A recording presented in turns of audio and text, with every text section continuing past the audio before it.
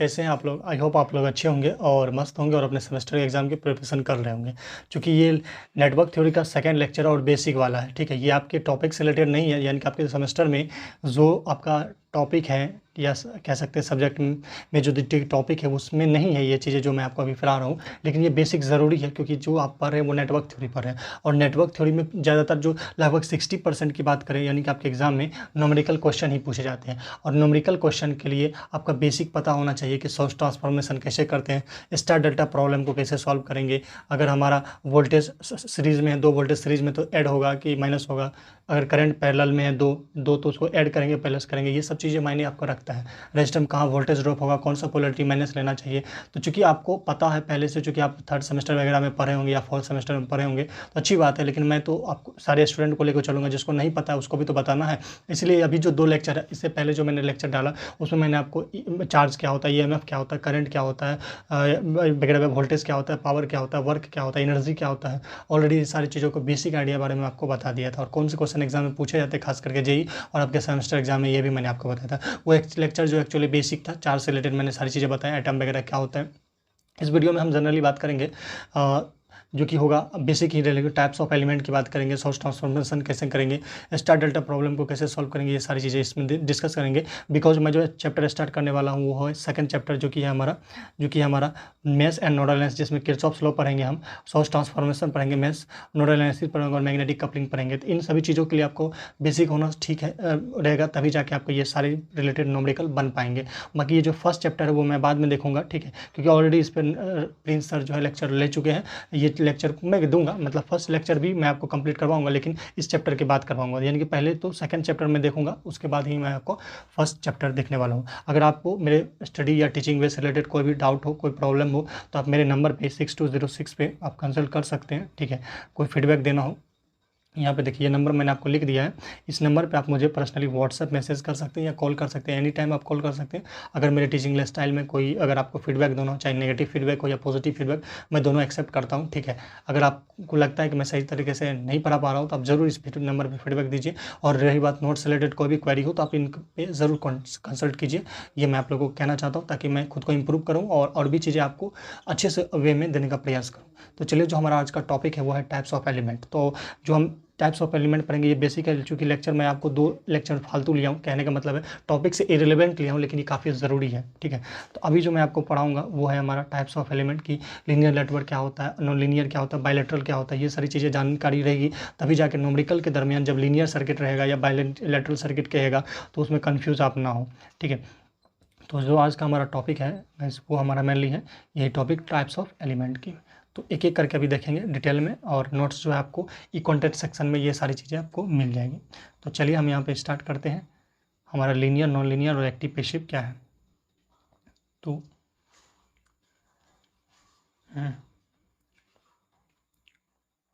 उससे पहले चलिए, यहाँ तो basic concept of network already मैंने चार्ज वगैरह के बारे में सारी चीज़ बता दी। फर्स्ट लेक्चर जरूर से जरूर देखिएगा, अगर आपको पता है तो भी देखिएगा, कुछ ना कुछ आप नया सीखिएगा ज़रूर। तो चलिए यहाँ पे देखेंगे कि एक होता है सर्किट थ्योरी, एक होता है नेटवर्क थ्योरी। क्योंकि आपका जो सिलेबस में नेटवर्क थ्योरी है, सर्किट थ्योरी नेटवर्क थ्योरी दोनों का मतलब एक ही है, लेकिन मतलब अलग अलग है। क्या मैं कहना चाहता हूँ थोड़ा सा अच्छे से समझिएगा। एक्चुअली सर्किट किसको कहते हैं और नेटवर्क किसको कहते हैं ये थोड़ा सा समझिएगा। यहाँ पे देखिए, what is the difference between network और सर्किट। नेटवर्क और सर्किट में क्या डिफरेंस है। तो सबसे पहले नेटवर्क समझने से पहले आपको कंपोनेंट जानना पड़ेगा। जैसे इलेक्ट्रिकल इलेक्ट्रॉनिक्स कंपोनेंट होता है, जैसे रजिस्टर क्या है, इलेक्ट्रिकल कंपोनेंट है, और इंडक्टर क्या है, इलेक्ट्रिकल कंपोनेंट, कैपेसिटर क्या है, इलेक्ट्रिकल कंपोनेंट, जैसे बीजेटी हो गया, डायोड हो गया, मॉसफेट हो गया, ठीक है। ये सब क्या है, इलेक्ट्रॉनिक्स कंपोनेंट है। कहने का मतलब ये इलेक्ट्रिकल एंड इलेक्ट्रॉनिक्स कंपोनेंट है, जैसे कि रजिस्टर, इंडक्टर और कैपेसिटर, डायोड वगैरह। तो क्या होता है कि जो नेटवर्क होता है वो इंटरकनेक्शन होता है एलिमेंट का। क्या होता है, जो हमारा जनरली जो नेटवर्क होता है वो इंटरकनेक्शन ऑफ क्या होता है, एलिमेंट इज कॉल्ड नेटवर्क। जैसे कि इस जो भी जैसे यहाँ पे सर्किट देख सकते हैं, यानी कि नेटवर्क देख सकते हैं, यहाँ पे क्या है, रजिस्टर लगा हुआ है, यहाँ पे कैपेसिटर लगा हुआ है, और बात करें तो यहाँ पे हमारा इंडक्टर लगा हुआ है, और यहाँ पे ये चीज़ें आप भी देख सकते हैं। तो सिंपली नेटवर्क जो होता है वो इंटरकनेक्शन होता है इलेक्ट्रिकल कंपोनेंट का, चाहे उसमें रजिस्टर लगा हुआ हो सकता है, कैपेसिटर लगा हुआ हो सकता है, डायोड लगा हो सकता है, मॉसफेट लगा हुआ सकता है। लेकिन ये क्लोज हो या ओपन हो ये नहीं कहा जा सकता। ये क्लोज भी हो सकता सकता है, ओपन भी हो सकता है। तो सिंपली आप ये समझिए, नेटवर्क का सिंपल सा मतलब होता है इंटरकनेक्शन ऑफ इलेक्ट्रिकल कंपोनेंट, चाहे वो रेजिस्टर हो, इंडक्टर हो, कैपेसिटर हो, डायोड या लेकिन अगर इसी में अगर हम सर्किट जोड़ना चाहेंगे तो सर्किट का सिंपल सा मतलब होता है जो आपका नेटवर्क दिया रहता है, यानी कि नेटवर्क तो मैंने आपको बताया कि इलेक्ट्रिकल कंपोनेंट का कनेक्शन है। तो अगर इलेक्ट्रिकल कंपोनेंट का कनेक्शन में अगर हम एक वोल्टेज सोर्स या करंट सोर्स को ऐड कर देते हैं, यानी कि एक एक्टिव सोर्स को ऐड कर देते हैं, तब वो हमारा हो जाता है सर्किट। आप यहाँ पे फिगर के साथ देख सकते हैं। अभी ये चीज़ें अगर यहाँ से हम सर्किट ये जो सोर्स है वोल्टेज सोर्स और ये जो दूसरा वोल्टेज सोर्स, अगर इसे हटा लेंगे, बाकी जो बचा हुआ पार्ट्स होगा, जो बाकी जो बचा हुआ जो भी पार्ट्स होगा या ब्रांचेज होगा, वो हमारा क्या कहलाएगा, नेटवर्क कहलाएगा। तो यानी नेटवर्क क्या है कि इंटरकनेक्शन ऑफ इलेक्ट्रिकल कंपोनेंट। और अगर बात करें सर्किट की, तो वही नेटवर्क अगर हम एक वोल्टेज सोर्स या करंट सोर्स को एड ऑन कर देते हैं और एक क्लोज पाथ बना देते हैं, तो वो हमारा सर्किट हो जाता है। तो सर्किट की बात करें तो सर्किट जनरली क्या होता है कि नेटवर्क प्लस सोर्स और एटलीस्ट वन क्लोज पाथ होनी चाहिए, उसको हम बोलते हैं सर्किट। कंक्लूजन में आपको बता देता हूँ कि नेटवर्क ओपन भी हो सकता है, क्लोज भी हो सकता है, लेकिन जो हमारा सर्किट होगा वो हमेशा और हमेशा क्लोज होगा, यानी कि करंट उसमें बहना चाहिए, तभी हम उसको सर्किट कहेंगे। तो आई होप समझे होंगे कि सर्किट क्या होता है और नेटवर्क क्या होता है। नेटवर्क होता है इलेक्ट्रिकल कनेक्शन, ठीक है, डिफरेंट कंपोनेंट का, उसमें वो या तो ओपन भी हो सकता है, क्लोज भी हो सकता है। और अगर उसी में हम वोल्टेज या करंट सोर्स यानी कि कोई भी एक्टिव सोर्स लगा देते हैं तो उस कंडीशन में वो हमारा सर्किट बन जाता है, यानी कि उसमें क्लोज पाथ होता है। तो अब यहाँ से एक क्वेश्चन बनता है कि जितने भी सर्किट होते हैं वो नेटवर्क होते हैं, जितने भी हमारा सर्किट होता है, जितने भी सर्किट होते हैं, जितने भी क्या है सर्किट जनरली जो होते हैं वो हमारा नेटवर्क होता है। लेकिन नेटवर्क सर्किट हो ये कोई ज़रूरी नहीं है। जैसे कि आप फिगर में देख सकते हैं कि ये तो नेटवर्क है, ये तो नेटवर्क है, लेकिन ये क्या है, सर्किट नहीं है, क्योंकि ये नेटवर्क है, ये दोनों नेटवर्क है, लेकिन ये सर्किट नहीं है। यहाँ देखिए ये क्लोज भी है, यहाँ पे ये ओपन है, ये टी नेटवर्क है और ये पाई नेटवर्क है। ये पावर सिस्टम में आप पढ़ते होंगे या फिर नेटवर्क थ्योरी में भी आप पढ़ेंगे बाद में। तो ये जो है यहाँ पे ओपन देख सकते हैं, यहाँ पे ये क्लोज है, लेकिन ये सर्किट नहीं, क्लोज होने के बावजूद भी ये सर्किट नहीं, क्योंकि इसमें कोई भी एक्टिव सोर्स यानी वोल्टेज या करंट सोर्स नहीं है। आई होप समझेंगे। अब नेक्स्ट हम बात करते हैं यहाँ पे टाइप्स ऑफ नेटवर्क एलिमेंट की, ठीक है। तो ये जो पहला नेटवर्क एलिमेंट है वो है लीनियर नेटवर्क, लीनियर एलिमेंट और नॉन लीनियर, फिर बायलैटरल, फिर यूनिलैटरल, फिर एक्टिव, फिर पैसिव, फिर टाइम वेरिएंट और इन टाइम वेरिएंट, लंप्ड और डिस्ट्रीब्यूटेड। इन पांचों को देखेंगे तभी जाके आपके जो न्यूमेरिकल क्वेश्चन होते हैं नेटवर्क के वो समझिएगा और अच्छे से बना पाइएगा। तो सबसे पहले यहाँ पे हम बात करेंगे एक्टिव एलिमेंट की और दूसरा पैसिव एलिमेंट की। तो सिंपली इसका नाम है एक्टिव एलिमेंट। तो चूंकि आप सिंपली लैंग्वेज में समझिए, जो हमारे पास एक्टिव एलिमेंट होता है वो क्या होता है, लॉन्ग टाइम के लिए जो हमारा पावर होता है या एनर्जी होता है उसको डिलीवर करता है, ठीक है, यानी कि किसी को देखता है। तो जो किसी को पावर या एनर्जी देता है तो उस कंडीशन को हम बोलते हैं, उसको हम बोलते हैं एक्टिव एलिमेंट। यानी कि लॉन्ग टाइम के लिए जब हमारा कोई भी एलिमेंट किसी एनर्जी अगर सप्लाई करे यानी कि डिलीवर करे तो उसको एक्टिव कहते हैं, अदरवाइज हम क्या कहेंगे, पैसिव कहेंगे। तो सिंपली आप ये समझिए, एक्टिव एलिमेंट वो एलिमेंट होते हैं जो एनर्जी डिलीवर करते हैं लॉन्ग टाइम के लिए, शॉर्ट टाइम के लिए नहीं, लॉन्ग टाइम के लिए, ठीक है।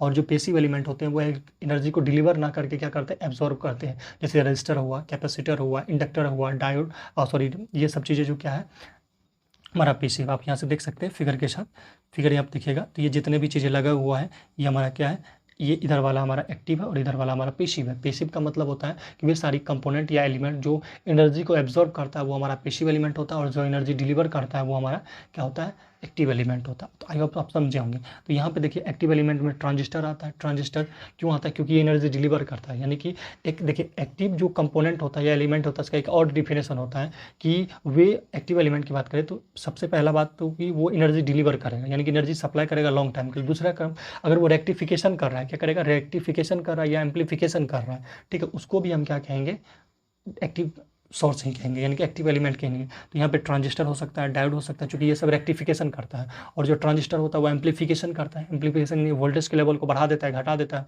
और जो डायोड होता है वो रेक्टिफाई करता है, यानी कि एसी को डीसी में, डीसी को एसी में। इस तरह से आप देख सकते हैं कि या तो वो रेक्टिफाई करे या एम्पलीफाई करे या एनर्जी को डिलीवर करे, तो वो हमारा एक्टिव एलिमेंट होता है। तो आप ये और एलईडी देख सकते हैं, फोटो डायोड होते हैं, ये सारे क्या है, एक्टिव हैं।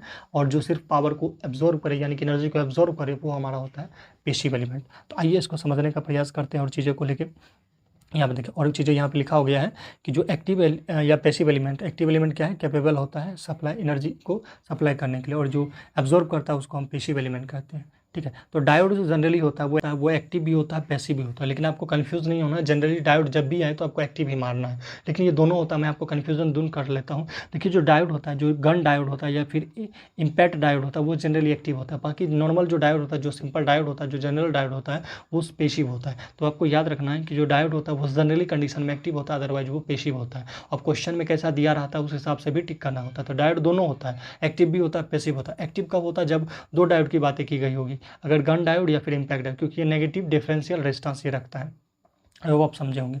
तो और यहाँ पे अगर आप बोलिएगा कि भाई सर एक्चुअली क्या है कि जो हमारा इंडक्टर है वो कैपेसिटर है, वो भी तो एनर्जी डिलीवर करता है, लेकिन वो एनर्जी डिलीवर करता है शॉर्ट टाइम के लिए, लॉन्ग टाइम के लिए नहीं करता। जैसे बैटरी 1-2 घंटे चला जाता है, लेकिन जो इंडक्टर होता है वो कैपेसिटर तुरंत के तुरंत डिस्चार्ज हो जाता है। वो एनर्जी डिलीवर करता है, लेकिन वो जनरली कंडीशन में जो होता है थोड़े टाइम के लिए करता है, इसलिए वो एक्टिव नहीं है। क्या है? पेसिव है। इस बात का ध्यान रखिएगा।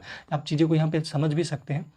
देखिए ग्लोबली ऐसा कहा जाता है कि जो इंडक्टर होता है या कैपेसिटर होता है वो जनरली पेसिव एलिमेंट होता है, लेकिन अगर कुछ एक कंडीशन की बात कीजिएगा तो चूंकि जो इंडक्टर होता है वो एनर्जी को स्टोर करता है इन द फॉर्म ऑफ क्या होता है? मैग्नेटिक फील्ड, और जो कैपेसिटर होता है in the form of electric field के रूप में वो एनर्जी को स्टोर करता है, बाद में वो डिलीवर भी करता है, वो हम समझ रहे हैं, लेकिन वो लॉन्ग टाइम नहीं करता है, शॉर्ट टाइम करता है, इसलिए वो पेसिव होगा, एक्टिव नहीं होगा।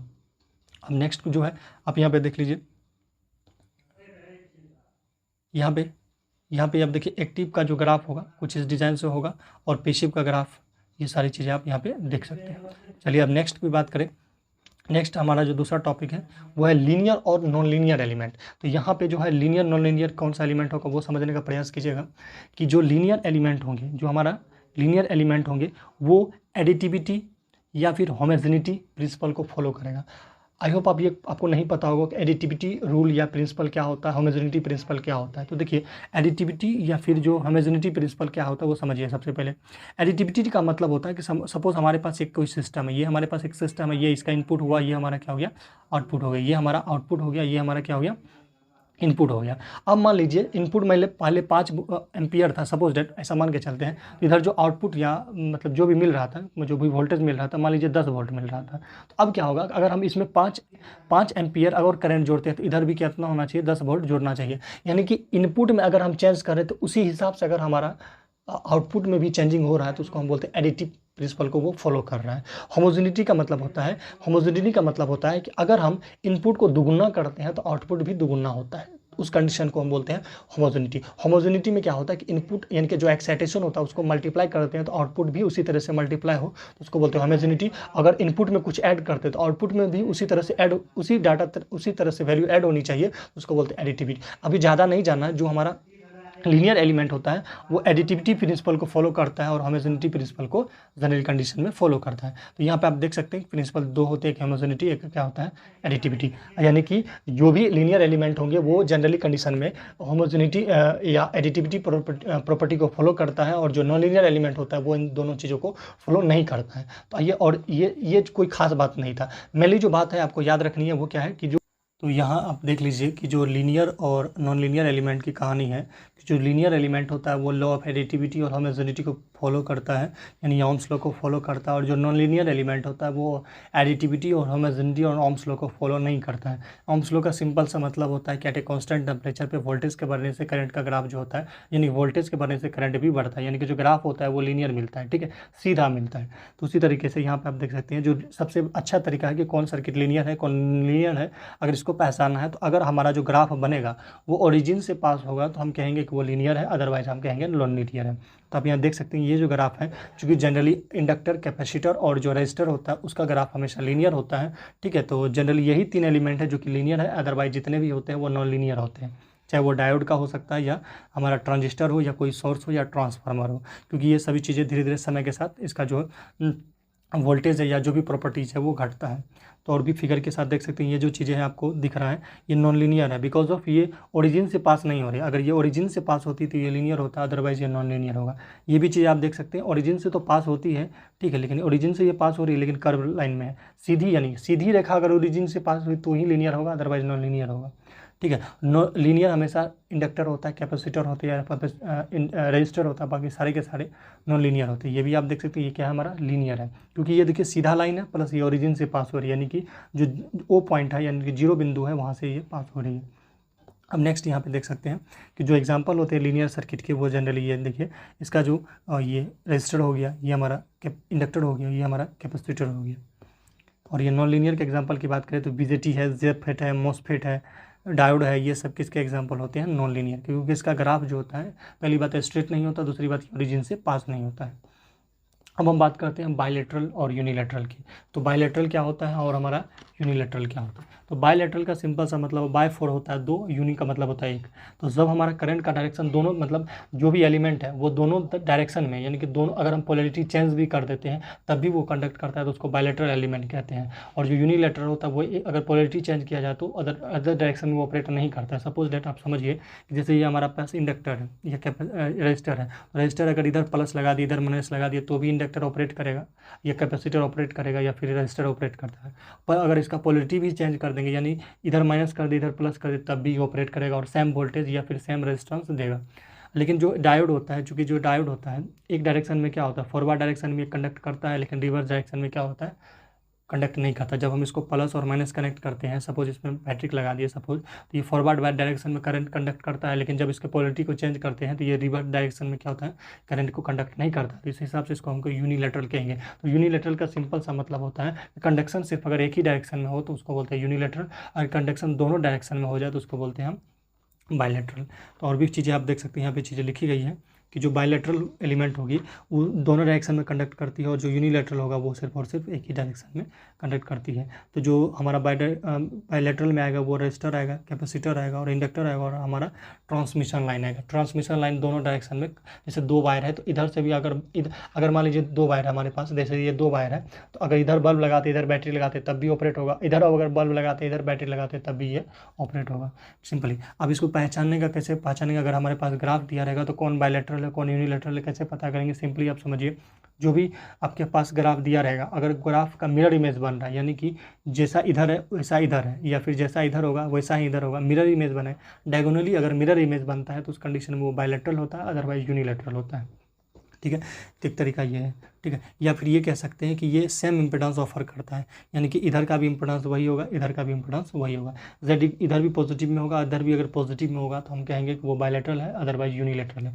अभी कुछ क्वेश्चन प्रैक्टिस करेंगे, देन आपको समझ में आ जाएगा कि क्या है यूनिलैटरल। तो ये एक चीज़ यहाँ पर नोटिस करने वाली पॉइंट है कि जो लीनियर सर्किट होते हैं, जो लीनियर एलिमेंट होते हैं वो जनरली बायलैटरल होते हैं, और लेकिन बायलैटरल एलिमेंट जनरली लीनियर नहीं होते। ये क्वेश्चन एग्जाम में पूछे जाते हैं। तो ऑलरेडी मैंने आपको यहाँ पे बता दिया कि जो चाहे वो इंडक्टर को आप एग्जाम्पल के तौर पर लीजिए, या कैपेसिटर को लीजिए, या फिर रजिस्टर को लीजिए, ये क्या है, बायलैटरल है, क्योंकि ये दोनों डायरेक्शन में करंट को कंडक्ट करता है।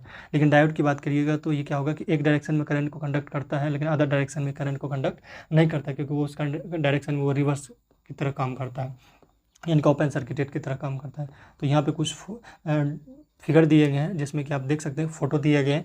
इसमें ये बायलैटरल एलिमेंट है, जैसे कि ये रजिस्टर हो गया, ये हमारा इंडक्टर हो गया, ये हमारा कैपेसिटर हो गया। ये सब आप देखे होंगे आईसी में, या छोटे छोटे जो चार्जर वगैरह होते हैं, इलेक्ट्रॉनिक डिवाइस होते हैं, उसमें ये सारी चीज़ें लगी हुई रहती है। और यूनिलैटरल एलिमेंट की बात करें तो ये सिर्फ और सिर्फ एक ही डायरेक्शन को कंडक्ट करता है, या तो फॉरवर्ड में करेगा, रिवर्स में नहीं करता है। तो ये सारी, चलिए देखते हैं कि अगर ग्राफ में दिया रहेगा तो कैसे पहचानेंगे कि बायलैटरल है कि यूनिलैटरल है। सिंपली आपको मैथ का थोड़ा सा कोऑर्डिनेट ज्योमेट्री पता होगा कि ये जो डायरेक्शन होता है ये प्लस होता है, ये क्या होता है, प्लस होता है, और ये हमारा माइनस होता है, फिर ये ऊपर वाला प्लस होता है, ये हमारा माइनस होता है। तो यहाँ पे देखिए, चूंकि ये प्लस ये भी प्लस, तो हमारा जो अगर इम्पिडेंस निकालेंगे तो चूंकि जो इम्पिडेंस जो होता है Z = V/I होता है, तो ये भी प्लस ये भी प्लस, तो इम्पिडेंस भी क्या आ जाएगा, पॉजिटिव आएगा।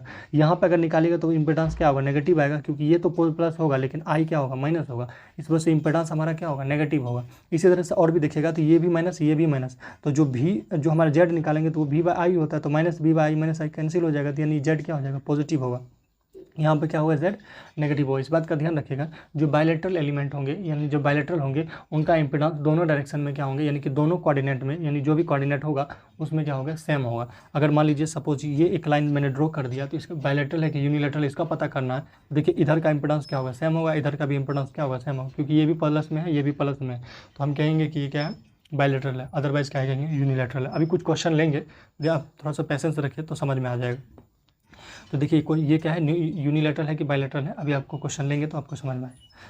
ठीक है, नेक्स्ट हमारा टॉपिक है टाइम वेरिएंट और टाइम इनवेरिएंट, ठीक है। तो अब देखिए ये एक है टाइम वेरिएंट और दूसरा है टाइम इनवेरिएंट। टाइम वेरिएंट का मतलब होता है कि जो टाइम के साथ जो भी क्वांटिटी या जो भी एलिमेंट टाइम के साथ वेरी करता है वो होता है हमारा टाइम वेरिएंट, और जो टाइम के साथ वेरी ना करे वो होता है इनवेरिएंट। इनवेरिएंट मतलब होता है टाइम के साथ इनवेरिएंट होता है, यानी कि वेरी ना करे। तो अब एग्जाम्पल के तौर पर समझिए कि जो हमारा बैटरी होता है वो समय के साथ क्या होता है, घट जाता है, उनका जो लेवल होता है चार्जिंग का वो घटता है, क्योंकि वो डिस्चार्ज होता है। तो वो हमारा क्या हो गया, टाइम वेरिएंट हो गया, यानी कि वो टाइम के साथ चेंज हो रहा है, उसका जो क्वांटिटी है, जो प्रॉपर्टीज है, वो है टाइम के साथ चेंज हो रहा है, तो उसको बोलते हैं टाइम वेरिएंट। तो जो भी डाटा, जो भी प्रॉपर्टी, जो भी एलिमेंट का प्रॉपर्टी, जिस भी एलिमेंट का प्रॉपर्टी टाइम के साथ चेंज होता हो उसको हम बोलते हैं टाइम वेरिएंट, और जिसमें नहीं चेंज होता उसको हम टाइम इनवेरिएंट कहते हैं। एग्जाम्पल के तौर पर बैटरी मैंने बताया, तो बैटरी क्या है, टाइम वेरिएंट है। वो बैटरी जो होता है उसका प्रॉपर्टी जो होता है, फुल चार्जिंग होता है, धीरे धीरे वो घटता है। अब ऐसे एग्जाम्पल समझिए, जैसे आपके मोटरसाइकिल में तेल है, 1 लीटर तेल है, तो क्या होता है कि जब आप मोटरसाइकिल चलाते हैं, कुछ दूर जाते हैं, तो वो तेल क्या हो जाता है, खत्म हो जाता है, यानी कि उड़ जाता है। तो क्या वो टाइम वेरिएंट सिस्टम है। जो आपका मोटरसाइकिल है या जो कार है, ट्रेन है, वो क्या है, टाइम वेरिएंट सिस्टम है। समय के साथ उनकी जो क्वांटिटी है, उनकी जो चीज़ें हैं वो घट जाती है, तो उसको बोलते हैं टाइम वेरिएंट। टाइम इनवेरिएंट का मतलब होता है, टाइम इनवेरिएंट का मतलब होता है वो समय के साथ घटता नहीं, मतलब उसकी जो प्रॉपर्टी है वो नहीं जाती है। जैसे कि रेजिस्टर की बात कर लीजिए, इंडक्टर की बात कर लीजिए, कैपेसिटर की बात कर लीजिए, कि लंबे समय तक भी उसका जो प्रॉपर्टी रेजिस्टेंस का जो वैल्यू होगा, मान लीजिए 10 ओम है किसी रेजिस्टर का वैल्यू, तो वो 10 ओम ही रहेगा। हाँ, मानते हैं कि कुछ आइडियल कंडीशन में ही होता है, प्रैक्टिकल में तो थोड़ा बहुत तो ऐसा है, डिसिपेशन होगा ही, बट ये मान के चलिए कि टाइम इनवेरिएंट का सिंपल सा मतलब होता है ये, इसका जो प्रॉपर्टी होता है वो समय के साथ चेंज नहीं होता है। जैसे रजिस्टर का हुआ, इंडक्टर हुआ, कैपेसिटर हुआ, इसका वैल्यू लंबे समय तक बनी रहती है। आई होप आप समझे होंगे कि मैं आपको क्या बताना प्रयास किया। अब यहाँ से जो है टाइम वेरिएंट का आप यहाँ पे ग्राफ देख सकते हैं, ये हमारा टाइम वेरिएंट है, ये हमारा क्या है, सॉरी ये टाइम इनवेरिएंट है, ये हमारा टाइम वेरिएंट। तो अब यहाँ पे कुछ चीज़ों को देखते हैं। अब नेक्स्ट लास्टली है लम्प्ड एलिमेंट और दूसरा होता है डिस्ट्रीब्यूटेड एलिमेंट। तो देखिए जो लम्प्ड एलिमेंट क्या होता है, वैसा एलिमेंट जिसमें जो भी पैरामीटर होंगे अगर हम उसके अलग अलग कर दें, सेपरेट कर पाते हैं तो उसको बोलते हैं लम्प्ड, और सेपरेट अगर नहीं कर पाएंगे तो उसको बोलेंगे डिस्ट्रीब्यूटेड। तो देखिए यहाँ पे जैसे ये कोई नॉर्मल सर्किट है, या फिर अगर हम एक मान लीजिए हमें एक IC बनाना है, तो हम क्या करते हैं, इंडक्टर उस पर लगाते हैं, कैपेसिटर लगाते हैं, और रजिस्टर लगाते हैं, डायोड लगाते हैं, BJT लगाते हैं, सारे कुछ जो भी आपके घर में जैसे चार्जर होगा, तो चार्जर पे एक सर्किट होता है जिसको मदरबोर्ड कहेंगे, या फिर एक कह सकते हैं कि मतलब एक वेफर कहेंगे। उस वेफर पे क्या होता है कि बहुत सारे कंपोनेंट लगे हुए रहते हैं, वो फिजिकली क्या होते हैं, सेपरेटेड होते हैं। जैसे कि इंडक्टर कहीं और लगा हुआ रहता है, रजिस्टर कहीं और लगा हुआ रहता है, कैपेसिटर कहीं और लगा हुआ रहता है। तो यानी कि इसको हम क्या कर सकते हैं, फिजिकली सेपरेटेड कर लेते हैं, तो उस एलिमेंट को हम बोलते हैं लम्प्ड एलिमेंट। तो यहाँ पे आप देख सकते हैं जो रजिस्टर, इंडक्टर और कैपेसिटर है वो अलग अलग है, फिजिकली सेपरेटेड है, तो उसको बोलते हैं लम्प्ड एलिमेंट। लेकिन जो ट्रांसमिशन लाइन होता है, जो ट्रांसमिशन लाइन, सपोज ये वायर है, तो अब वायर के अंदर इंडक्टेंस है, कैपेसिटेंस है और क्या है, रेजिस्टेंस है, तो आप उसके इफेक्ट को या उसके वैल्यू को आप अलग अलग नहीं कर सकते हैं, ठीक है, अलग अलग आप नहीं कर सकते हैं। तो जो केबल होता है या जो ट्रांसमिशन लाइन होता है वो डिस्ट्रीब्यूटेड एलिमेंट होता है, और जो भी डिस्ट्रीब्यूटेड एलिमेंट होता है जनरली उसमें KCL या KVL नहीं लगता है, इस बात का ध्यान रखिएगा, UPPCL में क्वेश्चन पूछा गया है। तो जितने भी डिस्ट्रीब्यूटेड एलिमेंट होता है, जैसे कि ट्रांसमिशन लाइन है या केबल है, अंडरग्राउंड केबल है, इन सभी में KCL KVL का कोई भी थ्योरी नहीं लगता, या कोई भी जो रूल है वो नहीं लगता है, वो जनरली लगता है लम्प्ड एलिमेंट में। तो लम्प्ड एलिमेंट कंक्लूजन में मैं आपको बता दूं, जो लम्प्ड एलिमेंट होंगे उसको हम फिजिकली सेपरेट कर पाते हैं, और जो डिस्ट्रीब्यूटेड एलिमेंट होते हैं उसको हम फिजिकली सेपरेटेड नहीं कर पाएंगे। जैसे यहीं पे वायर है, तो वायर में रेजिस्टेंस जो होगा उसको हम निकाल नहीं कर सकते, अलग नहीं कर सकते, या इंडक्टर को अलग नहीं कर सकते, कैपेसिटर को अलग नहीं कर सकते हैं। टाइप्स के नेटवर्क एलिमेंट है वो मैंने आपको बता दिया है। और जनरली आपके क्वेश्चन में या JEE के क्वेश्चन में जो है आपको ग्राफ से रिलेटेड प्रॉब्लम पूछा जाता है, और पूछा जाता है कि ये ग्राफ जो है लीनियर है कि नॉन लीनियर है, कि पैसिव है कि एक्टिव है, बायलैटरल है कि यूनिलैटरल है, टाइम वेरिएंट है कि इनवेरिएंट है, ये आपसे पूछा जाता है। तो ये कुछ क्वेश्चन है, आपको प्रैक्टिस कर लेना है। ए है, B है, C है, D है, ये आपको कॉन्टेंट सेक्शन में मिल जाएगा, इसको आप प्रैक्टिस कर लीजिएगा, या फिर आपको मेरे टेलीग्राम पर ये PDF मिल जाएगा, ठीक है। अब यहाँ पे बात करें तो इसके कुछ मैं आपको एग्जांपल दे देता हूँ, ताकि आपको वो पिछले क्वेश्चन को इसको सॉल्व करने में आसानी हो। तो देखिए जो पहला ग्राफ है हमारा, ये 2 ग्राफ है हमारे पास, क्वेश्चन नंबर 1 और क्वेश्चन नंबर 2। तो पहला ग्राफ है, ये देखिए जो ग्राफ है वो ओरिजिन से पास हो रही है। तो मैंने आपको बताया था कि जो लीनियर या नॉन लीनियर का अगर आपको पहचान करना है, तो जो लीनियर होता है सिंपली उसका ये है कि अगर हमारा कोई भी ग्राफ अगर सीधा और प्लस ओरिजिन से पास होता हो तो उसको हम कहेंगे लीनियर, अदरवाइज क्या कहेंगे, नॉन लीनियर कहेंगे। तो ये जो ग्राफ है देखिए सीधा है प्लस क्या है ओरिजिन से पास हो रहा है तो ये हमारा लीनियर होगा। फिर मैंने आपको बताया तो बायलेटरल की कहानी, बायलेटरल क्यों होगा, यहाँ पे देखिए बायलेटरल क्यों लिखा है, क्योंकि मैंने बायलेटरल में कहानी बताया था अगर हमारा इम्पिडेंस अगर सेम हो, इम्पिडेंस अगर हमारा सेम हो या फिर डायगोनली मिरर इमेज बनता हो, जैसा देखिए जैसा इधर फिगर है वैसा इधर फिगर है, तो इसको हम कहेंगे बायलेटरल। अब एक्टिव पैसिव का पता कैसे लगाएंगे तो थोड़ा सा यहाँ मैं आपको बता दूं।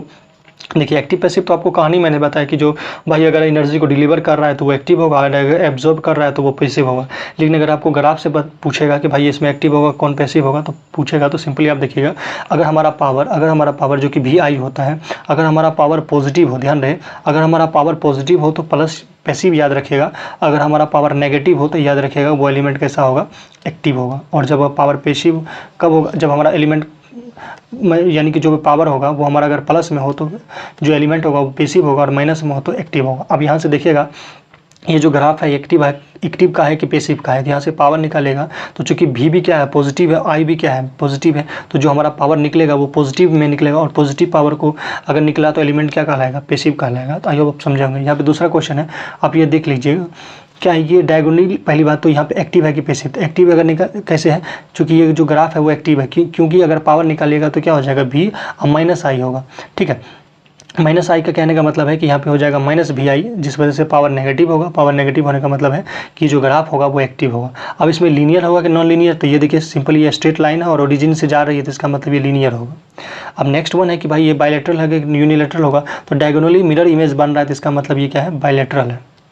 नेक्स्ट हमारा ये ग्राफ आप देख सकते हैं, ये जो ग्राफ है ये इसमें क्या होगा, तो पहले आपको ये पता करना है कि ये पैसिव है कि एक्टिव है। तो देखिए ये पैसिव पता कैसे किया मैंने, तो यहाँ से पावर निकालेगा तो देखिए ये भी प्लस में है और ये भी प्लस में है, तो पावर चूँकि होता है VI तो यहाँ पे क्या हो जाएगा, पावर भी पॉजिटिव होगा। आप चाहो तो इस ग्राफ इधर इस कोऑर्डिनेट में भी निकाल पाओगे, तो सिंपली इसमें भी निकालेगा तो ये माइनस V है और ये माइनस I है, तो पावर बराबर क्या हो जाएगा, minus V multiply minus I, यानी कि कुल मिला के ये VI होगा।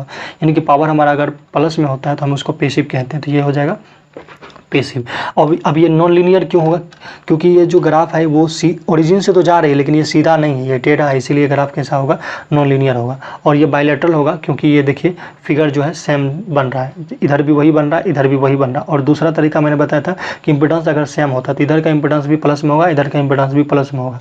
तो इंपिडेंस अगर हमारा दोनों सेम होता है दोनों कोऑर्डिनेट में तो उसको बोलते हैं बायलेटरल, या फिर डायगोनली मिरर इमेज बनता है, जैसा कि फिगर इधर है वैसा फिगर इधर है तो इसको बोलते हैं बायलेटरल। ये नेक्स्ट वन आप ये और क्वेश्चन यहाँ से आप प्रैक्टिस कर लीजिएगा, बेटर होगा। ये क्वेश्चन आप देख सकते हैं और भी क्वेश्चन यहाँ पे दी गई है और इतने क्वेश्चन ही जनरली एग्जाम में पूछे जाते हैं। अब नेक्स्ट वन है क्लासिफिकेशन ऑफ सोर्स, यानी कि जो सोर्स होता है वो कितने टाइप के होते हैं। जो एक्टिव सोर्स होता है तो जनरली ये दो टाइप का होता है, एक इंडिपेंडेंट होता है दूसरा डिपेंडेंट होता है। इंडिपेंडेंट की बात करें तो इंडिपेंडेंट का सिंपल सा मतलब होता है ये किसी और पे डिपेंड नहीं होता है, और डिपेंडेंट सोर्स का मतलब होता है कि ये या तो वोल्टेज पे डिपेंड करेगा या तो करंट पे डिपेंड करेगा। तो यहाँ पे इंडिपेंडेंट में एक वोल्टेज सोर्स आएगा एक करंट सोर्स आएगा। अब वोल्टेज में भी दो कंडीशन, एक आइडियल है दूसरा प्रैक्टिकल है। एक आइडियल वाला वोल्टेज सोर्स होगा जिसको आइडियल वोल्टेज सोर्स कहेंगे, दूसरा प्रैक्टिकल। ये इधर भी अगर बात करें तो आइडियल करंट सोर्स होगा और एक हमारा प्रैक्टिकल करंट सोर्स होगा।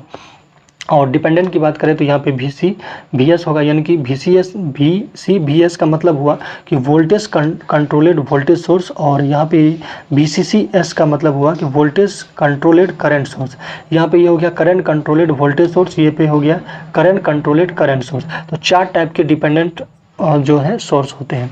अब इसको एक एक करके डिटेल में देखते हैं कि जो इंडिपेंडेंट सोर्स होता है वो देखिए सिंपली क्या है, ये किसी अदर क्वांटिटी पे डिपेंड नहीं करता है, ठीक है। और ये इंडिपेंडेंट सोर्स होता है और डिलीवर एनर्जी करता है नेटवर्क को खुद से, ठीक है। ये किसी और से डिपेंडेंट नहीं होता, ये जो भी नेटवर्क लगा हुआ रहता है उसको खुद से एनर्जी डिलीवर करता है। और ये जनरली नॉन लीनियर होता है और क्या होता है, एक्टिव होता है और यूनिलैटरल होता है। अब यहाँ पे बात करें तो इसमें 2 टाइप था, एक आइडियल था दूसरा क्या था, प्रैक्टिकल था। तो आइडियल वोल्टेज सोर्स जो होते हैं, जो कि देखिए एक चीज़ मैं आपको बता देता हूँ, वोल्टेज के सीरीज में हमारा रेजिस्टेंस जुड़ा रहता है और करंट के पैरेलल में रेजिस्टेंस जुड़ा होता है। ये बेसिक आइडिया आपको पहले से पता है। तो जो वोल्टेज आइडियल सोर्स होता है उसका जो रेजिस्टेंस होता है चाहे वो इंटरनल हो, ठीक है, या RL रेजिस्टेंस हो, वो क्या होता है हमारा 0 होता है। जो हमारा रेजिस्टेंस होता है वो क्या होता है 0 होता है। तो आइडियल वोल्टेज सोर्स का रेजिस्टेंस क्या होता है हमारा 0 होता है। और एक्चुअली में आइडियल कोई भी चीज़ एग्जिस्ट करती ही नहीं है। आइडियल कहने का मतलब है कि जितना लो टर्म जो हमारा सोर्स वोल्टेज होगा उतना ही वोल्टेज क्या होगा लो टर्मिनल पे, जो कि ऐसा होता नहीं है प्रैक्टिकल में, क्योंकि कुछ ना कुछ तो वायर का रेजिस्टेंस या कुछ ना कुछ तो एलिमेंट का रेजिस्टेंस होता ही होता है। लेकिन आइडियल कंडीशन में ये कहा जाता है कि इंटरनल रेजिस्टेंस आर इंटरनल जो होगा वो क्या होगा हमारा 0 होगा। इस कंडीशन में वी एस इक्वल टू क्या हो जाएगा वी एल, यानी कि जितना वोल्टेज सोर्स में होगा उतना ही वोल्टेज क्या होगा लोड में होगा, क्योंकि कोई तो रेजिस्टेंस है नहीं, 0 है। ये देखिए ये, और नेक्स्ट वन यहाँ पे अगर आप बात कीजिएगा क्वेश्चन है यहाँ पे, इस क्वेश्चन को प्रैक्टिस कर लीजिएगा। यहाँ पे प्रैक्टिकल की बात करें तो प्रैक्टिकल्स का सिंपल सा मतलब होता है कि इसका कुछ ना कुछ रेजिस्टेंस होता है, यानी कि यहाँ इंटरनल रेजिस्टेंस कुछ ना कुछ होता है। तो ये प्रैक्टिकल, और जनरली क्वेश्चन आपके प्रैक्टिकल वोल्टेज सोर्स से ही आते हैं। यहाँ पे क्या है कि practical voltage source generally current पे डिपेंडेंट करता है, कि करंट का वैल्यू जैसे जैसे बढ़ता है वैसे वैसे हमारा जो है ये VL क्या हो जाता है, घटते जाता है, ठीक है, या बढ़ते जाता है। चलिए, तो मेनली आप ये याद रखिएगा कि जो प्रैक्टिकल वोल्टेज सोर्स होता है उसमें इंटरनल रेजिस्टेंस होता है, या कुछ ना कुछ रेजिस्टेंस होता है, या सोर्स रेजिस्टेंस होता है। और इसी तरह से अगर आइडियल करंट सोर्स की बात करें तो आइडियल करंट सोर्स में क्या होता है कि इसका जो रेजिस्टेंस होता है, जो इंटरनल रेजिस्टेंस होता है वो इन्फिनाइट होता है, यानी क्योंकि ये ओपन सर्किटेड होता है, ठीक है, ये इन्फिनाइट होता है। तो इस कंडीशन में जो IS होगा, यहाँ पे जो VL होगा, ये क्या होगा, कॉन्स्टेंट होगा। चलिए, नेक्स्ट वन की यहाँ की बात करें तो प्रैक्टिकल करंट सोर्स में कुछ ना कुछ तो रेजिस्टेंस होगा ही होगा। तो यही चीज़ें हैं। देखिए, आइडियल जब भी बात करें तो अगर आइडियल वोल्टेज सोर्स की बात करें तो रेजिस्टेंस, इंटरनल रेजिस्टेंस 0 होता है, और अगर हम आइडियल करंट सोर्स की बात करें तो जो इंटरनल रेजिस्टेंस या सोर्स रेजिस्टेंस होगा वो इन्फिनाइट होगा, और बाकी दोनों प्रैक्टिकल कंडीशन में कुछ ना कुछ रेजिस्टेंस होगा। और भी चीज़ें आप देख सकते हैं जब ये PDF मिलेगा, और आई होप कुछ चीज़ें आपको पहले से पता होगा। अब यहाँ पे डिपेंडेंट सोर्स की बात करें तो डिपेंडेंट सोर्स का सिंपल सा मतलब ये हुआ कि वो जो है किसी न किसी पे मतलब वोल्टेज या करंट पे डिपेंड करेगा। जैसे ये डिपेंडेंट का ये जनरली सिंबल बनता है इस टाइप से, जैसे यहाँ पे अगर ये कर रहे हैं और यहाँ पे अगर हम V1 लिख रहे हैं तो इसका मतलब है, इसका ये मतलब है, पहली बात तो एरो लगा हुआ तो ये करंट सोर्स है, और इधर ये वोल्टेज पे डिपेंड कर रहा है, तो इसको बोलेंगे वोल्टेज डिपेंडेंट करंट सोर्स, ठीक है। अगर यहीं पर अगर हम प्लस माइनस लिख देंगे तो ये वोल्टेज डिपेंडेंट वोल्टेज सोर्स हो जाएगा। खैर, इतना हाईली क्वेश्चन आपके एग्जाम में नहीं आते हैं। अब यहाँ सोर्स ट्रांसफॉर्मेशन से रिलेटेड है, तो उससे पहले कुछ चीज़ें देख लीजिए। जो वोल्टेज सोर्स होता है वो जनरली हमेशा और हमेशा सीरीज में ही कनेक्टेड होते हैं। अगर वो पैरेलल में कनेक्टेड है तो वो डम्मी हो जाएंगे। क्यों हो जाएंगे वो हम आगे आपको बताएंगे। यहाँ पे देखिए, जो वोल्टेज सोर्स होता है वो जनरली हमारा सीरीज में ही कनेक्टेड होता है। अगर सेम पोलरिटी होगा दो वोल्टेज सोर्स का तो उसको माइनस कीजिएगा, क्योंकि ये न्यूमेरिकल में भी आगे काम आएगा, इसलिए मैंने ये चीज़ें बेसिक आपको बताने का प्रयास किया हूँ। सेम पोलरिटी होने पे माइनस कीजिए और अपोजिट पोलरिटी होने पे प्लस कीजिए। सपोज यहाँ पे देखिए, ये दो वोल्टेज सोर्स है V1 और V2, इस एक का है 6 वोल्ट, दूसरे का है 3 वोल्ट। तो यहाँ पे आप देखिए जो पोलरिटी क्या है, सेम है, सॉरी पोलरिटी अलग अलग। यहाँ पे नीचे में माइनस है, यहाँ पे क्या है, प्लस है। तो यानी पोलरिटी जब डिफरेंट होता है, यानी कि अपोजिट पोलरिटी होता है तो हम ऐड कर देते हैं, तो 6 + 3 क्या हो जाएगा, 9 हो जाएगा।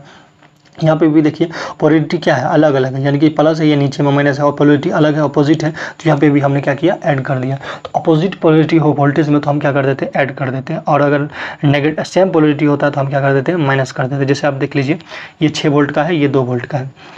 यहाँ पे देखिए, यहाँ नीचे में भी माइनस, यहाँ पे भी माइनस। तो चूंकि पोलरिटी हमारा सेम है, पोलरिटी सेम है तो इसका मतलब ये घटेगा। तो घटने का मतलब है कि जो ओवरऑल वोल्टेज होगा वो कितने हो जाएगा, 4 वोल्ट हो जाएगा। 6 में से 2 गया, कितने हो जाएगा, 4 होगा।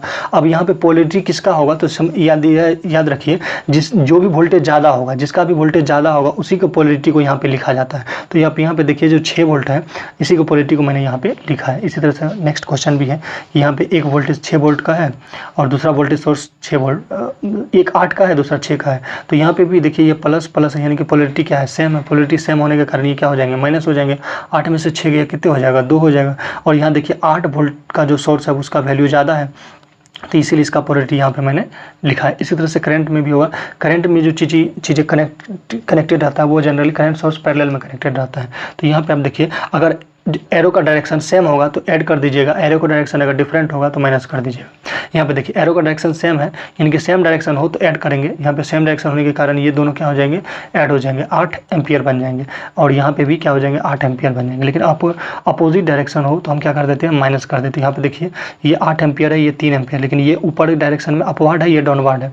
तो यहाँ पे अगर ओवरऑल करंट की बात करेंगे तो 5 एम्पियर हो जाएगा। 8 में से 3 गया, 5 हो जाएगा। आप बोलिएगा डायरेक्शन किसका रखेंगे, तो जिस भी करंट सोर्स का करंट का वैल्यू ज़्यादा होगा उसी का डायरेक्शन लेंगे। तो यहाँ पे आप देखिए, 8 एम्पियर का करंट ज़्यादा है इसीलिए मैंने अपवार्ड का डायरेक्शन लिया। इधर देखिए 12 का ज़्यादा है इसीलिए भी मैंने अपवार्ड का डायरेक्शन लिया। अब है सोर्स ट्रांसफॉर्मेशन की, वोल्टेज को करंट में कैसे चेंज करते हैं, करंट को वोल्टेज में कैसे चेंज करते हैं। तो देखिए, जो मैंने आपको बताया कि जो वोल्टेज सोर्स होता है उसके सीरीज में रेजिस्टेंस लगा हुआ रहता है और करंट सोर्स के पैरेलल में रेजिस्टेंस लगा हुआ रहता है। तो यहाँ से अगर आप वोल्टेज सोर्स को अगर आप करंट सोर्स में बदलना चाहते हैं तो सिंपली आप देखिए कि I इक्वल टू क्या होता है, V/R होता है, जो कि यहाँ V दिया हुआ है 6 वोल्ट और यहाँ पे R दिया हुआ है हमारा 2 ओम। तो यानी कि यानी 6/2 कितने हो जाएगा, 6/2 हो जाता है 3 ओम, 3 एम्पियर, क्योंकि करंट निकालने 3 एम्पियर हो जाएगा। तो इस हिसाब से इसको बदल दीजिएगा, क्योंकि मैंने आपको बताया जो वोल्टेज सोर्स के सीरीज में रहता है हमारा रेजिस्टेंस, चूँकि यहाँ पे क्या हो जाएगा, पैरेलल में हो जाएगा। तो जो ये 2 ओम का रेजिस्टेंस है यहाँ पे क्या हो जाएगा, पैरेलल में हो जाएगा, और करंट का वैल्यू कितने हो जाएगा, 3 ओम। इसी तरह से आप इधर भी निकाल लीजिएगा। करंट सोर्स में अगर कोई चीज़ है उसको वोल्टेज में लेके जाना है तो करंट सोर्स में लगा हुआ रहता है रेजिस्टेंस पैरेलल में, जब उसको लेके जाएंगे उसको सीरीज में लगाना पड़ेगा। तो यहाँ देखिए सीरीज में लगा हुआ है, तो यहाँ से V इक्वल टू क्या हो जाएगा, RI। तो चूँकि R का वैल्यू दिया है और करंट का भी वैल्यू दिया गया, तो यहाँ से वोल्टेज निकालेगा तो क्या हो जाएगा, 4 2 8 हो जाएगा, यहाँ पे 8 हो जाएगा, 8 वोल्टेज, और बाकी चीज़ें आप लिख लीजिएगा। तो ये चीज़ें होनी चाहिए। अब यहाँ पे डिपेंडेंट सोर्स ट्रांसफॉर्मेशन अगर बात किया जाए तो खैर ये आपके लिए ज़रूरी नहीं है कि हाईली है, जब आप गेट की तैयारी कीजिएगा, बीटेक कीजिएगा, तभी इससे रिलेटेड न्यूमेरिकल आते हैं, ठीक है। यहाँ पे कुछ चीज़ें आप देख लीजिएगा इंपॉर्टेंट पॉइंट। अगर एक करंट सोर्स के सीरीज़ में अगर वोल्टेज सोर्स हो रहा है तो वो डमी होता है, यानी कि शॉर्ट सर्किटेड होता है। और अगर एक करंट सोर्स पैरेलल है वोल्टेज सोर्स के, तो ये जो करंट सोर्स होता है वो ओपन सर्किटेड होता है। इस बात का ध्यान रखिएगा, ये कभी कभी कन्फ्यूजन क्रिएट करने के लिए ऐसा क्वेश्चन दिया जाता है फालतू का। और वोल्टेज सोर्स के अगर पैरेलल में रजिस्टर है तो वो डमी रजिस्टर होगा, फालतू का होगा, उसका कोई वैल्यू नहीं होगा, क्योंकि वोल्टेज सोर्स के सीरीज में रजिस्टर होता है, ना कि पैरेलल में होता है। और अगर करंट सोर्स के सीरीज में रजिस्टर है तो वो भी क्या होगा, डमी होगा। डमी मतलब यूजलेस होगा। अब नेक्स्ट क्वेश्चन देख लीजिएगा, शॉर्ट सर्किट या ओपन सर्किट क्या होता है। ये सारे जो कॉन्सेप्ट हैं वो न्यूमेरिकल में काम आएंगे, इसलिए मैंने अभी आपको बताया। शॉर्ट सर्किट का सिंपल सा मतलब होता है कि रेजिस्टेंस का क्या हो जाना, जीरो हो जाना, और रेजिस्टेंस अगर जीरो होगा तो करंट का वैल्यू क्या हो जाएगा, करंट का वैल्यू इन्फिनाइट हो जाएगा। देखिए V इक्वल टू क्या हो जाएगा, V/0 हो जाएगा, तो यानी करंट का वैल्यू क्या होगा, इन्फिनाइट हो जाएगा। तो जो शॉर्ट सर्किट के कंडीशन में हमारा रेजिस्टेंस जीरो हो जाता है और करंट जो होता है वो इन्फिनाइट हो जाता है। ये आइडियल कंडीशन में इन्फिनाइट होता है, बाकी प्रैक्टिकल कंडीशन में फिक्स्ड वैल्यू होता है, ठीक है। यहाँ पे देखिए अगर हम शॉर्ट सर्किट सीरीज में अकर हो जाए तो क्या होता है कि सीरीज में अकर होने से शॉर्ट सर्किट का मतलब होता है कि मिनिमम जो रेजिस्टेंस पाथ को ये फ्लो कर लेता है, ठीक है। ये देखिए इधर रेजिस्टेंस ज़्यादा है, मान लीजिए अगर शॉर्ट सर्किट का मतलब है कि चूँकि शॉर्ट सर्किट का मतलब होता है रेजिस्टेंस जीरो, जिधर मिनिमम करंट हमेशा उसी पाथ में जाता है जिधर रेजिस्टेंस कम होता है। तो इस शॉर्ट सर्किट के पाथ का रेजिस्टेंस जीरो है और इधर का 3 ओम है, तो करंट हमेशा इधर से जाएगा। तो इस कंडीशन में क्या होगा कि R3 क्या हो जाएगा, ओपन सर्किटेड हो जाएगा और इस तरह से करंट पास हो जाएगा। यहाँ पे आप देख सकते हैं, अगर इसका वैल्यू निकालिएगा यहाँ पे R इक्विवेलेंट का, तो चूँकि ये डमी हो जाएगा, जो हमारा R3 रजिस्टर है वो क्या हो जाएगा, नेग्लेक्टेड हो जाएगा। तो यहाँ से अगर R इक्विवेलेंट निकालिएगा तो ये 3 निकलेगा, 1 2, इधर ये 3 तो जीरो हो जाएगा क्योंकि इसके थ्रू तो कोई करंट जा ही नहीं रहा। और यहाँ से अगर I निकालेगा तो 4 एम्पियर हो जाएगा। और इसी कंडीशन में अगर ये मान लीजिए 2 शॉर्ट सर्किटेड है तो ये 12 एम्पियर हो जाएगा। तो जितना ज़्यादा ये शॉर्ट सर्किटेड होता है उतना ही ज़्यादा करंट होता है, जिसकी वजह से हमारा सर्किट क्या हो जाता है, जल जाता है। तो जो सीरीज में अगर मान लीजिए शॉर्ट सर्किटेड हो जाता है तो जो भी कंपोनेंट होता है वो जल जाता है। नेक्स्ट वन पैरेलल की बात करें तो अगर यहाँ पे पैरेलल अगर हम कर देते हैं, यहाँ पे सारे सर्किट को अगर पैरेलल कर देते हैं तो इस सारे के अक्रॉस जो करंट जाएंगे वो क्या हो जाएंगे, नहीं जाएंगे। तो अगर कुछ जो हमारा यहाँ पे देख लीजिए और भी चीज़ें यहाँ पे मेंशन की गई, ज़्यादा चीज़ें नहीं जानना आपको। ओपन सर्किट की बात करें तो ओपन सर्किट में क्या होगा, कोई भी पाथ नहीं होगा करंट को फॉलो करने के लिए, ठीक है। यहाँ पे R इन्फिनाइट हो जाता है। ओपन सर्किट की कंडीशन में जो हमारा होता है रेजिस्टेंस इन्फिनाइट हो जाता है और करंट क्या हो जाता है, जीरो हो जाता है, और वोल्टेज भी क्या हो जाता है, जीरो हो जाता है। और शॉर्ट सर्किट के कंडीशन में रेजिस्टेंस जीरो होता है, करंट इन्फिनाइट हो जाता है और वोल्टेज का कुछ फिक्स वैल्यू होता है। तो यहाँ पे आप देख सकते हैं चीज़ों को, ठीक है, ज़्यादा डेप्थ में नहीं जाना। ओपन सर्किट अगर सीरीज में हो जाए, ठीक है, जैसे यहाँ पे हमारा 3 बल्ब है, ये 3 बल्ब है, अगर एक बल्ब फ्यूज हो जाता है क्या होता है, दोनों के दोनों ऑपरेट होना बंद हो जाता है, क्योंकि अगर फ्यूज हो गया तो ये ओपन सर्किट हो जाएगा। ओपन सर्किट हो जाएगा तो करंट को जाने के लिए कोई रास्ता नहीं मिलेगा, दोनों के दोनों बल्ब भी नहीं जलेंगे। ये चीज़ें कहानी लिखा होगा, लेकिन पैरेलल में ऐसा नहीं होता है। पैरेलल में क्या होता है, अगर एक बल्ब फ्यूज हो गया तो दूसरा बल्ब को वोल्टेज या करंट मिलते रहता है, जिस वजह से वो दूसरा बल्ब ऑपरेट होगा। इसीलिए घर के जितने भी अप्लायंस जुड़े हुए रहते हैं वो पैरेलल में जुड़े हुए रहते हैं, ना कि सीरीज में। यहाँ पे हम नेक्स्ट वन है वोल्टेज डिवाइडर रूल, जो कि आपके न्यूमेरिकल में काफ़ी काम आएंगे। यहाँ पे देखिए जो वोल्टेज होता है वो जनरली सीरीज में जुड़ा हुआ रहता है, करंट पैरेलल में जुड़ा हुआ रहता है। तो वोल्टेज में क्या होता है सीरीज वाले कंडीशन में कि सेम करंट जाता है लेकिन डिफरेंट वोल्टेज होता है। करंट अगर पैरेलल में होता है तो उसमें सेम वोल्टेज होता है लेकिन करंट डिफरेंट होता है। तो यहाँ पे वोल्टेज डिवाइडर रूल की बात करें तो रजिस्टर के कंडीशन में देखिए 2 रजिस्टर हैं। अगर आपको पूछा जाए कि इसके अक्रॉस वोल्टेज क्या है, इसके अक्रॉस वोल्टेज क्या है, तो वो कैसे निकालते हैं। तो देखिए V1 के अक्रॉस, यानी कि जो ये रजिस्टर 1 है इसका अक्रॉस जो वोल्टेज होगा V1 होगा, इसके अक्रॉस जो वोल्टेज होगा V2 होगा। तो सिंपली अगर आप ये निकालिएगा V1 निकालिएगा तो क्या होता है कि टोटल वोल्टेज और जिस रेजिस्टेंस में आप निकाल रहे हो उसी रेजिस्टेंस का वैल्यू और दोनों जितने भी रेजिस्टेंस होंगे उनको क्या कर देंगे, ऐड कर देंगे। ये सब चीज़ें आई होप आपको पता होगा, ठीक है। फिर भी मैं आपको कोशिश कर रहा हूँ कि ये चीज़ें आप जानें, और जो नहीं जानते हैं उनके लिए सही रहेगा। और नेक्स्ट वीडियो जो होगा आपके टॉपिक से ही रिलेटेड होगा। तो यानी कि जो अगर हम VDR बात करें, VDR का मतलब होता है वोल्टेज डिवीजन रूल। तो VDR में रेजिस्टेंस उसी का लिया जाता है जिधर वोल्टेज निकाला जाता है। लेकिन करंट के कंडीशन में अगर आपका करंट निकालना है किसी भी सर्किट में तो रेजिस्टेंस हमेशा अपोजिट का लिया जाता है। मान लीजिए R2 के अक्रॉस अगर आपको करंट निकालना है तो इसका अपोजिट का रेजिस्टेंस R1 लिया जाता है। आप देख सकते हैं यहाँ पे अगर R1 का रेजिस्टेंस के अक्रॉस करंट निकालना है तो R2 रेजिस्टेंस यहाँ पे लिया जाता है। इसी तरह से जो भी रूल रेजिस्टर के लिए लागू होता है वही इंडक्टर के लिए लागू होता है। कैपेसिटर में बस रूल क्या होता है, यहाँ पे उल्टा हो जाता है। खैर इतना हार्ड भी सवाल आपके एग्जाम में नहीं आएंगे। और यहाँ पे इक्विवेलेंट सर्किट आपको निकालनी होनी चाहिए, तभी जाके आपसे न्यूमेरिकल बनेंगे। इक्विवेलेंट मतलब कि कौन सीरीज में है, कौन पैरेलल में है। सीरीज का सिंपल सा मतलब होता है एक रजिस्टर का या एक एलिमेंट का हेड दूसरे के टेल से जुड़ा हुआ रहता है तो उसको बोलते हैं हम सीरीज में। सीरीज में क्या होता है कि करंट सेम होता है लेकिन वोल्टेज क्या होता है, अलग अलग होता है। आप ऐसे ही याद रखिएगा कि मान लीजिए हमारे पास एक पानी का टंकी है, ये सारी एक पाइप है, ठीक है। यहाँ पे एक पाइप है, यहाँ पे एक नल लगा हुआ है, यहाँ पे एक नल लगा हुआ है। तो पानी का क्या होगा, इसमें जो प्रेशर होगा वो सेम ही होगा, लेकिन यहाँ पे जो निकलेगा वो अलग अलग निकलेगा। इसमें क्या होगा, पानी का प्रेशर ज़्यादा होगा, इधर क्या होगा, कम होगा। और इस तरह से आप देखिएगा, ऑलरेडी मैंने लेक्चर बताया यूट्यूब पे, आप जाके देख सकते हैं इस वीडियो को। तो अगर सिंपली आप देखिए इक्विवेलेंट रेजिस्टेंस अगर निकालेगा तो क्या होगा, इन दोनों को हम फिलहाल ऐड करेंगे क्योंकि ये दोनों सीरीज में है, 5 1 6 क्या सीरीज में, फिर ये इसके पैरेलल में आ जाएंगे। इस तरह से आप सॉल्व कीजिएगा। आई होप ये सब चीज़ें आपको आता होगा। तो इक्विवेलेंट रेजिस्टेंस निकालने आपको आना चाहिए। और ह्यूजेन ब्रिज के बारे में भी आपको पता होनी चाहिए कि ह्यूजेन ब्रिज क्या होता है। कभी कभी सर्किट में कुछ चीज़ें डाल के आपको कन्फ्यूज़ कर देगा।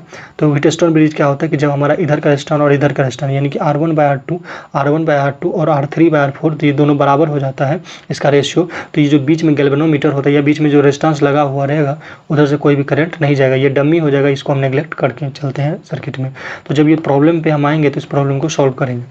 फिर हमारा आपको स्टार डेल्टा कन्वर्जन आना चाहिए कि स्टार डेल्टा कन्वर्जन किस तरह से करेंगे। फिलहाल आप देखिए यहाँ पे स्टार डेल्टा कन्वर्जन है कि स्टार को डेल्टा में ले जाएंगे तो क्या होगा। तो देखिए स्टार है, ये डेल्टा में गया, तो स्टार और डेल्टा में जाने के लिए आप ये फार्मूला का यूज़ कर सकते हैं, ठीक है। और डेल्टा से स्टार में जब जाएंगे तो कुछ इस टाइप के फार्मूला का जनरली हम लोग यूज़ करते हैं। तो ये सब आपको आनी चाहिए, तभी जाके आपसे जो भी न्यूमेरिकल है नेटवर्क का वो बनेगा। और आपको स्टार डेल्टा कन्वर्जन नहीं आ रहा तो आप मेरे यूट्यूब चैनल पे जाके इसको डिटेल में देख सकते हैं, ठीक है। थोड़ा सा वीडियो लेंदी हो जाता है, और चूँकि अभी जो मैं आपको इरिलेवेंट टॉपिक ही पढ़ा रहा था लेकिन आपके लिए काफ़ी इंपॉर्टेंट था, तो मैंने आपको बेसिक लेक्चर 1 और बेसिक लेक्चर 2 मैंने दे दिया है। अब जो है आपका लेक्चर 2 जो कि होगा मेश एंड नोडल एनालिसिस, वो स्टार्ट होगा, जिसमें हम किरचॉफ्स लॉ देखेंगे, KCL एंड KVL। तो बने रहिए हमारे साथ। अगर आपको कोई भी फीडबैक देना हो या किसी से रिलेटेड प्रॉब्लम हो, कोई भी टॉपिक आपको अगर समझ में नहीं आया हो तो मेरे दिए गए नंबर पे जो है आपको मैसेज या फिर कॉल करके पूछ लेना है। तो चलिए आज के लिए बस इतना ही, मिलते हैं नेक्स्ट वीडियो में। तब तक बाय बाय।